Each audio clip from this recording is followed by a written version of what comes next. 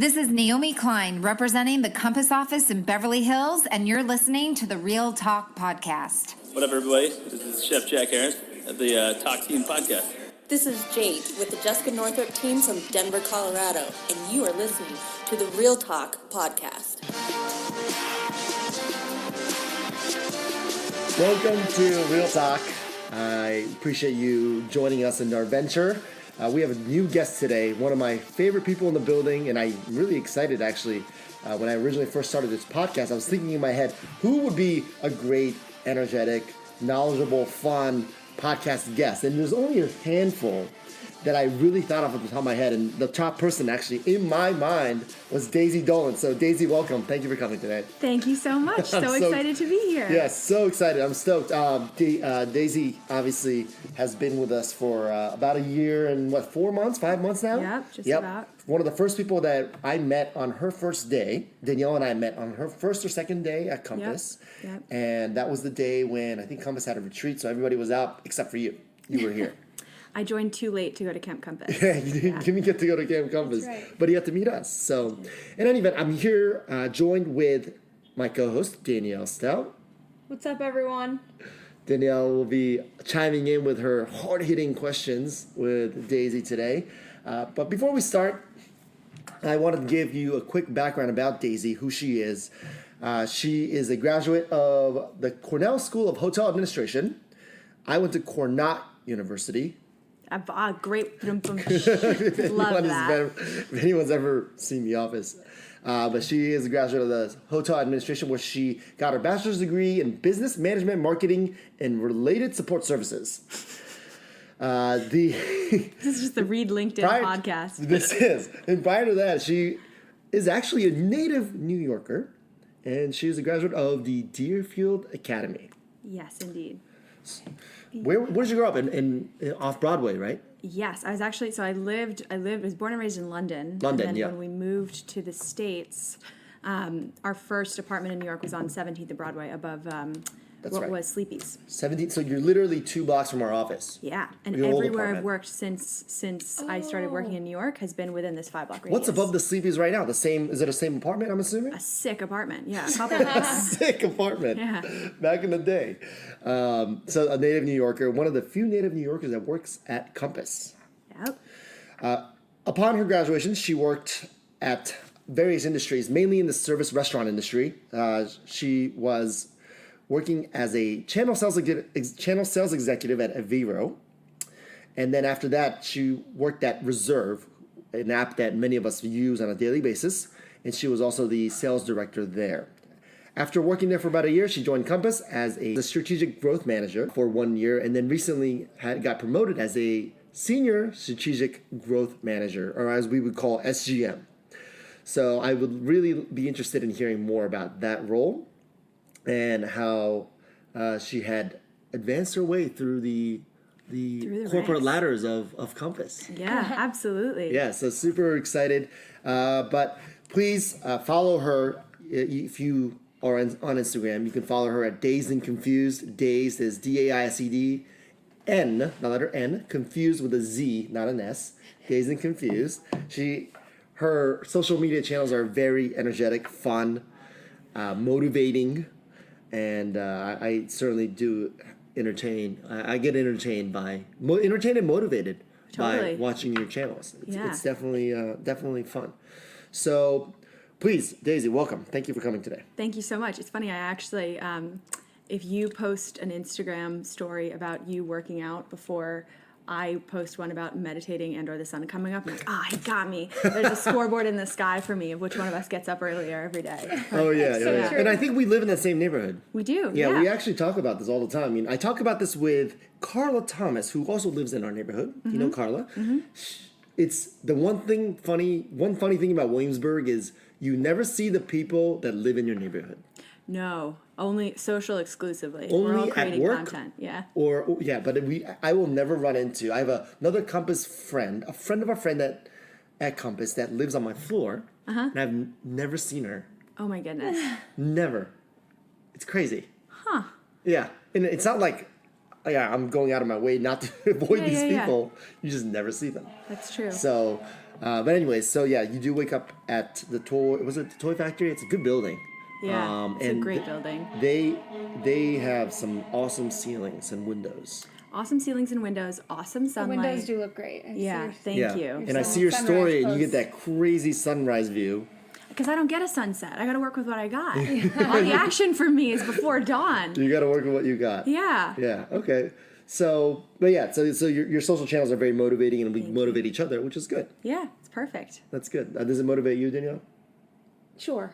No, I'm up anyway. I love the honesty. Yeah. Yeah. You're already working. We're out futzing about, going for a She jog. wakes up earlier than I do, so yeah, Danielle's morning routine I'm is up before the sun too. very Yeah. structured. I just don't get a cool sunrise. Yeah. And Daisy and I also have a very nice mutual friend, Courtney Crulis, who used to work with us. Talk about a dream guest. Talk about an awesome person too, Yeah. human being, and I really enjoyed when she branched off. She created her Sold SOULD, Sold personal training, Coaching. motivation coaching program that I really Life coaching. I love Yeah. that. She's great. She's great, but I would love to. Actually, she'd be a great guest one day too. That's what I said. Yeah. Yeah. But anyways, more about you today. More about me. Okay, where do you want to start? Yeah, I know. Where do you want? You born and raised in New York. Let's just maybe 5 minutes of how you got here from Deerfield Academy. Sure. So I was at Deerfield Academy right around the financial crisis. And so while everyone around me was doing their APs and thinking about like being an English major somewhere, all I cared about was like, how was I going to make money? Like, what was the college program that I was going to do that was going to get me a good job? And I'd always loved hospitality. I'd grown up in the industry a little bit, and the Cornell Hotel School is kind of a 700-person college within the 14,000-person university that is Cornell. And it's a very interesting place because it's about 50% really deep understanding of operations. Like we had a class called Culinary Theory and Practice, which was a two-part class. One, all the ways that food can and will kill you in restaurants. Nothing like talking about botulism at 8 a.m. on a Wednesday morning. And then the other part was a lab where you were cooking food and you were learning how to make food at a really high volume. The second part of the school was really based on business management. It was almost like a business undergrad program. So my first semester I was taking financial modeling, financial accounting, and then also like introduction to hotel operations where you had to actually work a shift as a maid at the on-site hotel. What hotel were you working out of? There's a hotel on campus. Oh, okay. Yeah, no joke. Professionally run. Oh, yeah. Wow. Yeah. It's really nice. Really nice. So I, about half of my friends at school went right from school into a food and beverage or a hospitality operations training program. Like the Four Seasons has a great one, Marriott, Kimpton, and then about half my friends were going into finance. Okay. So commercial real estate, real estate finance, Wall Street. Yep. And I didn't really want to do either of those. My internships leaned toward ops. I was also a teaching assistant for principles of real estate, managerial accounting. But the one trend that I noticed was that whenever we had guest speakers, which I was very lucky, they were often, all of these guest speakers would come in and talk about this amorphous thing called technology, right? Like someone from Marriott would come in, give a whole speech about, customer service, and then end with, yeah, we're also really thinking a lot about technology. Don't know much about it. Oh my God, that's so funny. Yeah, like BlackRock, technology. Not to interrupt you, but there was this. You were there this morning. Were you? The sales meeting. The sales meeting in The Mark Andreessen quote. And, if you're not a tech company, you're a big dumb company. If you're not a tech company, you're Yeah. a big dumb company. Yeah. Yeah. Wow. So I thought to myself, I was like, well, I guess I should get into this tech thing because if that's what everyone's talking about and no one really gets it yet, all right, let's see what we got. And I have no engineering background, but I liked numbers and I liked talking to people. So I got into a business development role at essentially a data analytics company for enterprise level hotels and restaurants. So from What did there, the tech do for hotels? the tech basically analyzed, like when you get your check in a restaurant, there's a lot of information on there. How long you were sitting there, who your server was, what you ordered, how long it took your food to get there, how much you tipped, if you tipped, if your server got that elusive third drink on the check for each of you. Oh, yeah. So we analyzed trillions of rows of data and simplified it to the point where we could say, okay, this person's stealing from you, or this person doesn't know how to upsell wine, or when you have a sports game on, you need to order 15% more beer. But the core skill set there was translating technology and selling technology to people that frankly are not professional buyers. Like people that work in restaurants, all they focus on for the most part is what's right in front of them, the client, making sure everything gets out on time. So it's not a consulting job where you're sitting in an office talking to someone else that sits in an office. So from there I moved to a company called Reserve, which has since been acquired by Resi. And is it 2 separate apps still? It is, right? If it is, it won't be for long. I tried both, and then one of them just stopped working. I think Reserve stopped working. Reserve did. Yeah, because Reserve was acquired by Resi. So that's not, Reserve is no more a thing? Reserve is I left before that happened. I left, maybe a year before that happened. So Reserve essentially aimed to merge the principles of OpenTable, so booking, with a really great CRM and artificial intelligence to make sure that you were kind of planning your dining room as intelligently as possible. So that Reserve, I was the director of channel sales, which was essentially selling through people as opposed to selling to people. So rather than having 5 sales reps that each had salaries, bonuses, healthcare, boots on the ground, why not partner with companies that had the same client profile and get them essentially to sell our product for us for a commission or a flat rate? Gotcha. So around the same time, my boyfriend at the time and I were moving in together. Okay. What an exciting time. Very exciting. Wait, I think, were you at Compass by then or no? No, You were. this Okay, is how I got to before. Compass. Oh. So he was moving from SF. I already lived in New York. And we were moving in together. It was like we needed a rental. He was living in San Francisco full time and then moved here for... Oh, yeah. Oh, wow. So... This is becoming a dating podcast. I'll spare you the details. So we needed an agent because we needed to move into a place within 30 days. We had no idea how a lot of this worked. I was living in one of those like West Village chop shops with 3 roommates, and like Those are fun, aren't they? they're really fun. It's an experience everyone should have, and I never want to have again. It's very motivating. Did you live with your local friends from New York City, or did you live with your new cool Cornell friends? Local. You got to go back to local. Gotta go back to your Always. roots. If you're already friends with New Yorkers, you can only live with New Yorkers. Yeah, okay. Yeah. All right. So we were moving in together, and we worked with a Compass agent, and we were both just blown away. Like we had an experience. We actually met. You want to plug her or him? His name is Adam Fischel.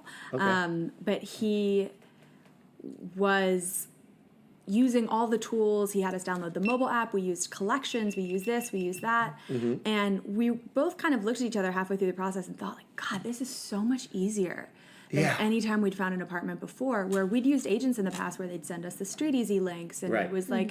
It's a whole arduous process. Yeah, it felt like... And it's not organized. It's not organized. And it all felt all like... over the place. Yeah, it felt like we were paying them for time that we didn't have, as opposed to with Compass. It was like, this is such a seamless experience. We're actually having interesting conversations with you about what we should be looking for, as opposed to, like, this link is broken. I texted you about this one. You know what I mean? Or we've already seen this before, maybe, or... Exactly. Yep. Exactly. It's So not organized. my ears kind of perked up, and I was like, what is going on at Compass? Like, how do they need someone like me?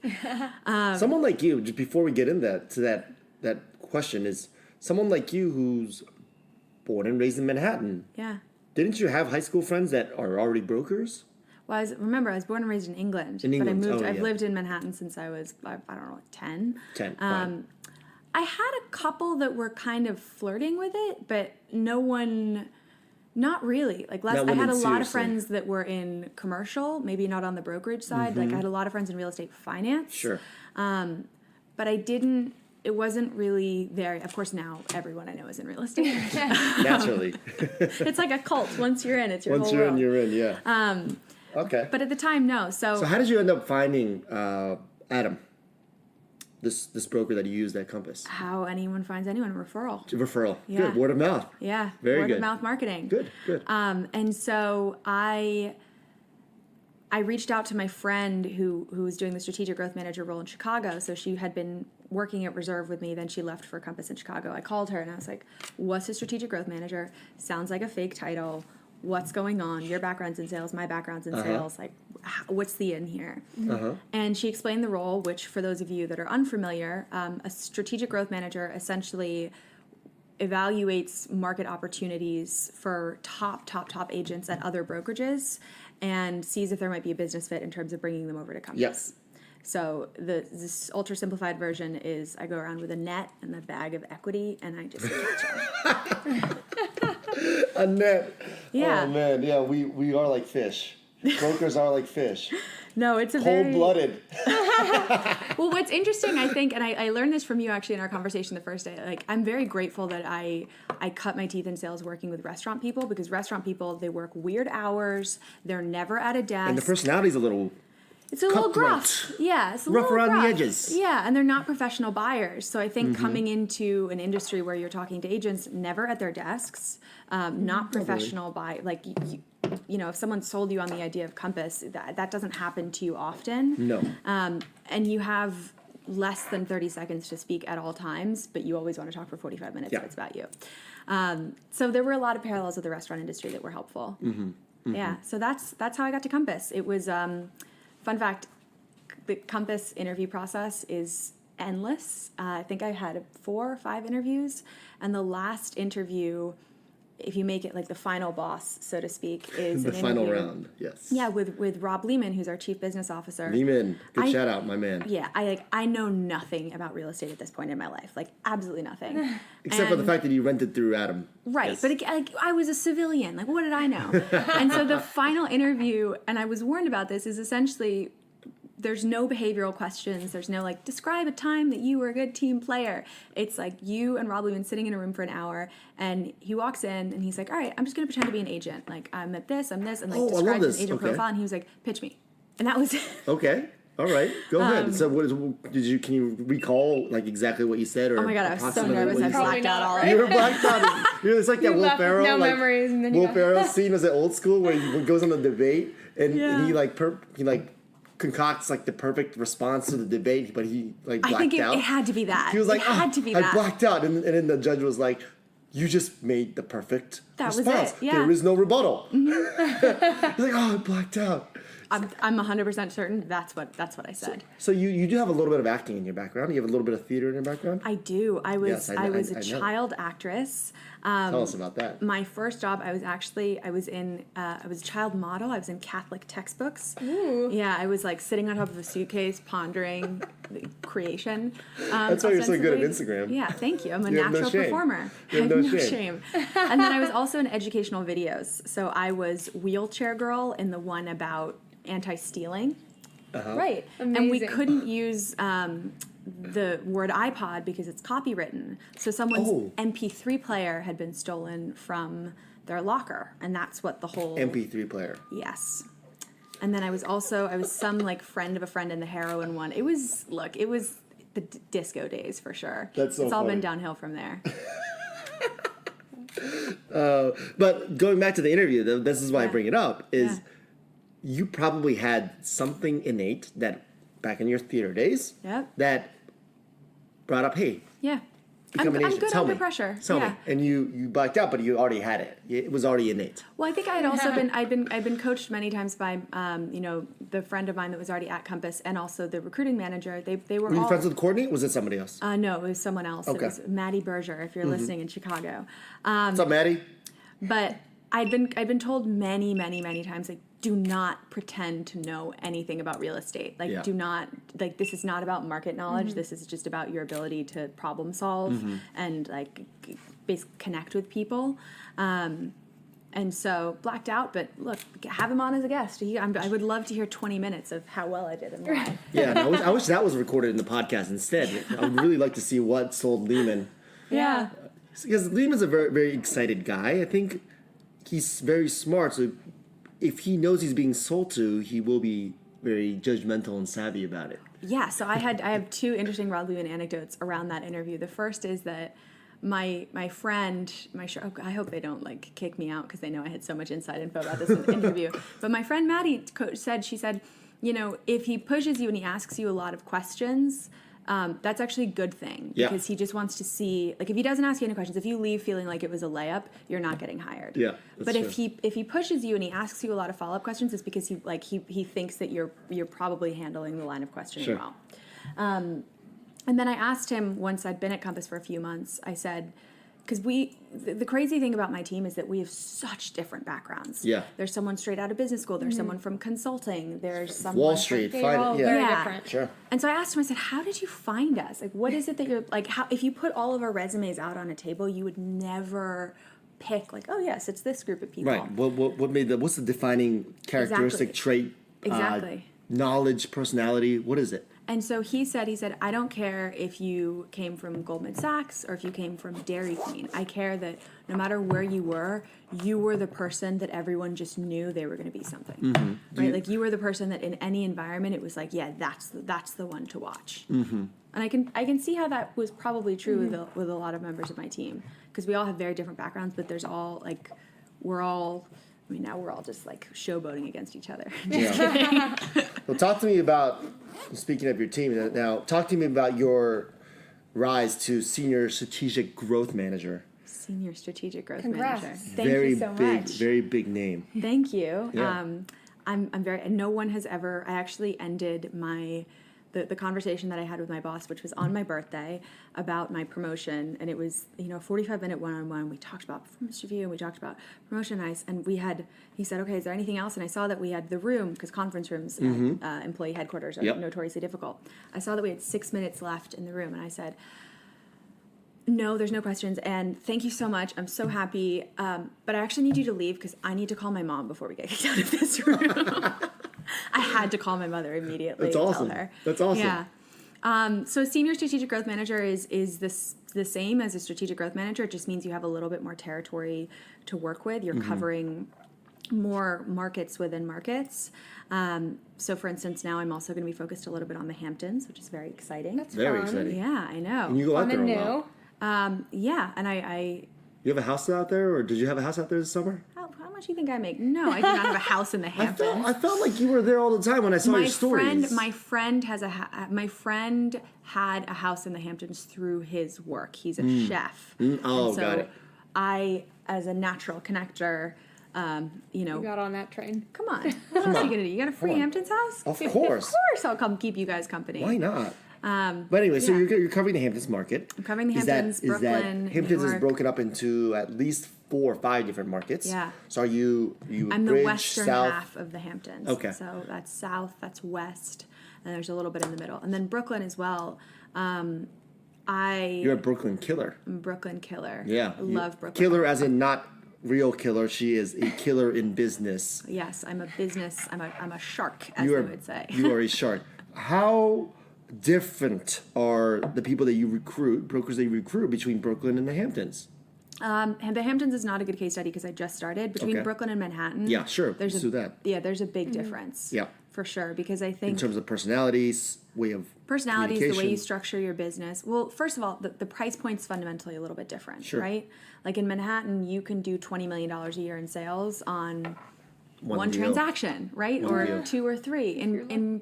If you're lucky, but look, if you're on the Upper East Side, it happens often. Yeah. But if you're in Brooklyn, if you're putting up those kinds of numbers, there has to be a process in place. You have to do a heavy amount of volume, which means that for bigger agents in Brooklyn, there's more consistently like an SOP, a standard operating procedure Sure. for everything that they do. I also think that Brooklyn, there are still parts, like South Brooklyn, for instance, is still the Wild Wild West. Like the standard 5 or 6% commission, like, are you kidding? Yeah.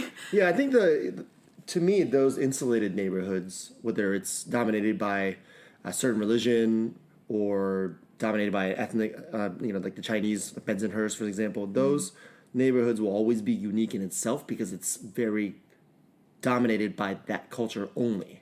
Yeah. And I think it's hard for somebody like us to come in and penetrate that market when it's been done like that and it will be done like that for the foreseeable future. Right, Can but we look, go in look there at and Bayard change? Street. Look at Chinatown and Manhattan. Like, that's Right. a hot I think neighborhood. that's in Manhattan. I think like Bay Ridge. Like, Yeah. It's going to be hard to change the way the local Russians do business there, and that's how they've been doing it for years. Totally. And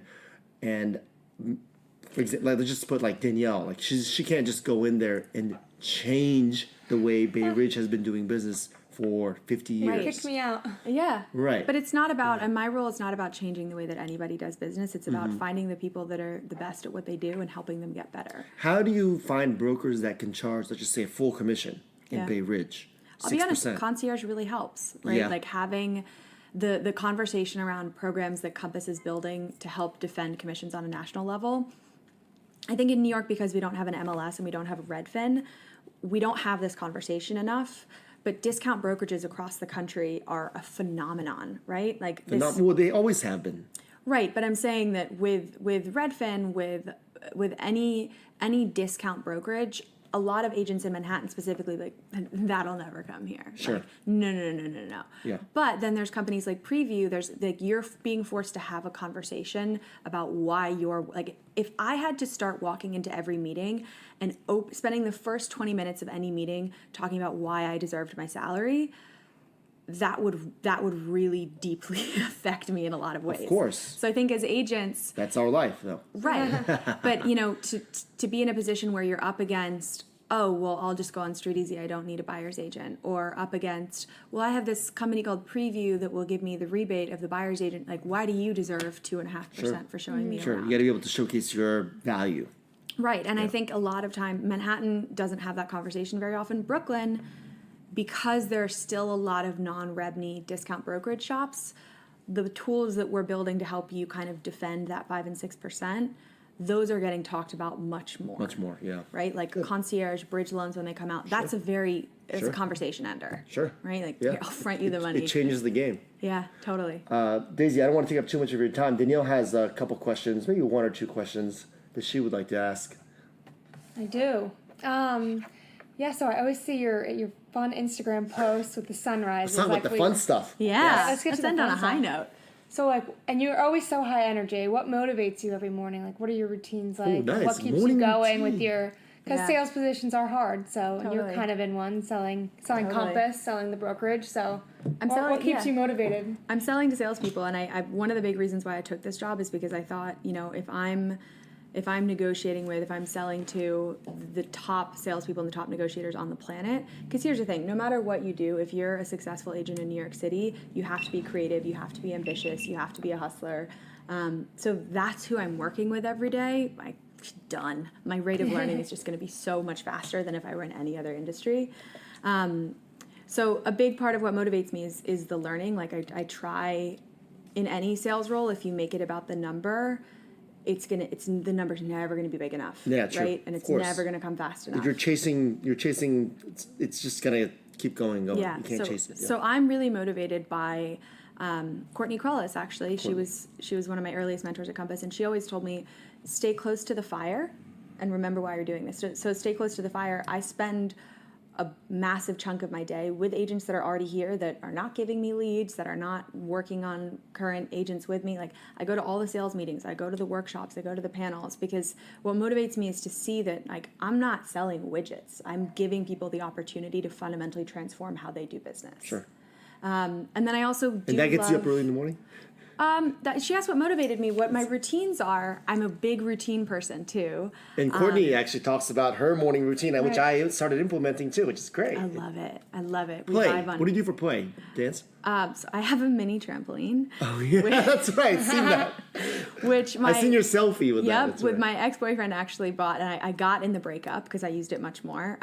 It's a rebounder. Here's the thing: you cannot bounce on a trampoline for 1 or 2 songs and have a bad day. Like, those two things cannot coexist. No matter Okay. what happens, like if you So have your a bounce, rebound was a trampoline. oh yeah, my like it. rebound is So a funny. trampoline. So love I it. have a bounce. That's a big one. I also I haven't done Ninja the workshop. I read Ninja Selling the book, and I love the 2 notes of gratitude. So I wake up, like, first things first, I keep stationery by my bed. I bang out 2 postcards or 2 notes to people unrelated to work, just like why I'm grateful for them. Because you train your mind then to start waking up and focusing on Who what you you're write them grateful to? for. Friends, friends. family, people I haven't seen in a while. Mm-hmm. It's something that, let's say something reminds me of someone that I went to school with and I haven't talked to in 3 years. Mm-hmm. If I'm running late, I'm a little hungover, it might be a text message. Fine. Okay. Yeah, That works. but just waking up and starting the day by putting good energy out there. And then What about, do you do that positive self-talk? the reinforcement? I don't. That was Courtney's training too, right? Yeah, I journal a lot. Like I definitely write down. I think it just helps me. I like write down like what's going on in my life and head. It's also such fun to read your journals from 5, 10, 15 years ago. I bet. So I do that in the morning, 2 positive notes, have a bounce on the trampoline. And you go work out. I usually work out at night actually. Oh, you do? Okay. Oh, yeah. So you have your dance thing at night. And then I've also started meditating. It's just so that I sound like the most obnoxious salesperson that you have on this pod. I love it. Just to wrap up, can you give us, since you've studied brokers so much, 3 traits of top brokers that they all have in common? Consistency. There you go. It's what you do every day that matters. 100%. No one just gets up and gets lucky off a $1 million deal and then just goes back to sleep. Yeah, consistency. And like emphasizing consistency in marketing, consistency in pipeline build. Like top brokers all have systems. They might not know that they have systems, but like they've got consistent routines. So that consistency is 1. Clarity is 2. Clarity. Well, define that. They know their goals. They know their market. Yeah. Right? They're not saying like, oh, I have this pocket of rich friends and maybe this will happen. It's like they know exactly what they want from their business. Yep. And they're focused in that location, geography, or group, whatever it may be. But clarity is also about like if what you want from your business is to work 2 or 3 days a week and be able to take 2 months off to go to the south of France, great. Like those people are also very successful. There are people like that. Yep. Because at that price, they're networking with people at a price point where you can have both, but Yep. there's clarity. So consistency, clarity. And heart, same thing. Heart. They're not in it for the numbers. Like, or even if they are, they know, like they love money, but like there's a love behind why they're doing what they're doing. I Right? love it. Like I've never met a top broker that's like, oh, I stumbled into this and I haven't stumbled out of it yet. Like there's a commitment level there. Clarity, consistency, and commitment. Done. Right. Right. That's good. Look at that. That's good. I like that. I got Good my job. 3 C's. Good job. Thank you. Yeah, you got your 3 C's. We have our HHI. You remember that? Humble, hungry, and intelligent. God, it's been years. But I like Yeah. I like yours a little better. Clarity, consistency, commitment. Good. Clarity. You're going to use that on your next pitch. Oh, I can't wait. I'm gonna go bang the phones right now. Commitment. Yeah. Commitment. What are you committing to? Feels good. Do you have 10 seconds that you want to talk about what you're working on in the future that excites you? Everything. Everything. That's great. Good. Excited for sunrise. Excited for my next meeting. There you go. Keep the vibe alive. Thank you so much for having me. Thank you so much. I appreciate it. Daisy Dolan, everybody. Thank you for listening. Of course. All right.